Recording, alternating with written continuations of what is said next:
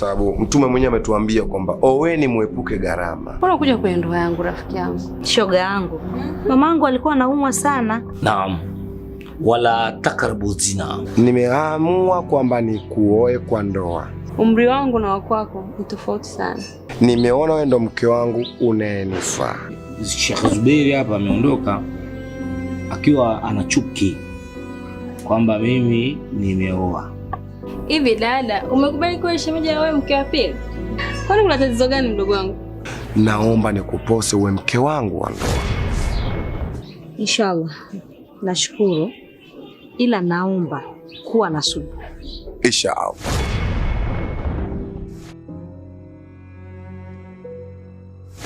Naomba nikupose uwe mke wangu wa ndoa. Mimi kuwa mshenga nimekubali na inshallah, ila hapo sasa lazima tuweke kama shilingi 50 kwenye bahasha. Nataka nitie laki nzima. Laki? Sieki 4 3 wala nae kamana. Cha ajabu nakuja kusikia yeye amemwoa Jamila. Huu ni ukatili wa kiasi gani? Mimi nilitaka niulize maana mimi jambo hili silijui. Je, ni kweli wewe ulichukua hela Zubeli alikupatia? Namdai nishamkopesha 300 mvuvi huyu katika 300, nikasema hiyo 50 alionipa na fidia katika 300. Mbona mimi zitalipa sina na sijui chochote? Kwanza yupo Sheikh Zuberi, Mohamed Zuberi.